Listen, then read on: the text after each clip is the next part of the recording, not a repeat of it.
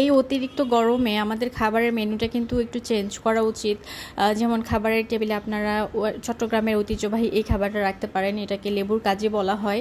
তো এই রেসিপিটা আমি শিখেছিলাম বেশ কয়েক মাস আগে, তো আমি 4-5 মাস আগে সম্ভবত আমার পেজে একটা ভিডিও দিয়েছিলাম। তো তখন আমি এই রেসিপিটা আরেকটু অন্যভাবে বানিয়েছিলাম। তো আজকে একদমই অথেন্টিক উপায়ে বানাচ্ছি অনেক আপুদের কমেন্ট থেকে।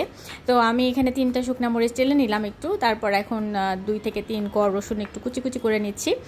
তো এটাকে একটু ভালো করে কুচি করে নিতে হবে, তাহলে একটু হাত দিয়ে সুন্দর করে চটকালে এই সুন্দরভাবে আর কি মিক্স হয়ে যাবে। তো আমি এটা মোটামুটি কুচি করে নিয়েছি। এখন নিয়ে নিচ্ছি হচ্ছে একটা লেবু, আর একটা লেবুর ওই যে উপরের অংশটা কেটে ফেলে দিয়ে আমি এখান থেকে 3 থেকে 4টা মানে স্লাইস একটু আলাদা করে রেখে দিব, এটা হচ্ছে উপরে দিয়ে দিব আমি পরে।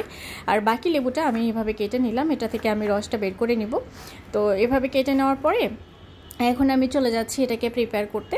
তো একটা বাটি নিয়ে নিয়েছি, আর এখানে আমি মরিচ যেটা টেলে নিয়েছিলাম সেটা নিয়ে নিলাম। এখন একটু লবণ দিয়ে দিলাম, মরিচের বোটাগুলো উপরে থেকে ফেলে দিয়ে এখন আমি এটাকে হাত দিয়ে চটকে নিব। তো বেশি একেবারে যে খুব মিহি করতে হবে তা না, যতটুকু আর কি চটকানো যায়। আর মরিচটা তো মাত্রই ভেজেছি, একদমই ক্রিস্পি ছিল, সুন্দর করে চটকে নিয়ে গেছে। এবারে রসুনটা দিয়ে দিলাম, দিয়ে দেওয়ার পর এটাকেও হাত দিয়ে আরেকটু কচলে নিচ্ছি আর কি। তো এটাকে কচলে নেওয়ার পরে আমি হচ্ছে এর মধ্যে এখন ওই যে লেবু যেটা কেটে রেখেছিলাম পুরা লেবুটাই আমি এখানে রসটা বের করে দিয়ে দিব। তো একে একে সবগুলো স্লাইস থেকে আমি রসগুলো বের করে নিচ্ছি। তো এখানে হচ্ছে আমি একজনের পরিমাণে মানে 1 থেকে 2 জন এখানে খাওয়া যাবে মোটামুটি, সেই পরিমাণে আমি বানাচ্ছি। এই খাবারটা বেসিক্যালি কোনো টাইপের ভর্তা কিংবা শুকনা টাইপের কোনো খাবারের সাথে কিংবা গোশতের কালা ভুনার সাথে খুবই মজা লাগে খেতে।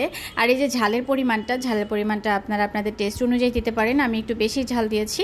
গরম ভাতের সাথে এটা একটুখানি মিক্স করে নিয়ে খাবেন, আর এক্সট্রা করে আপনার লেবু চিপে নেওয়া দরকার পড়বে না, খুবই মজা লাগে, গরমে শান্তি লাগবে। আমি এখানে প্রায় 1 কাপেরও কম পরিমাণে পানি ব্যবহার করেছিলাম।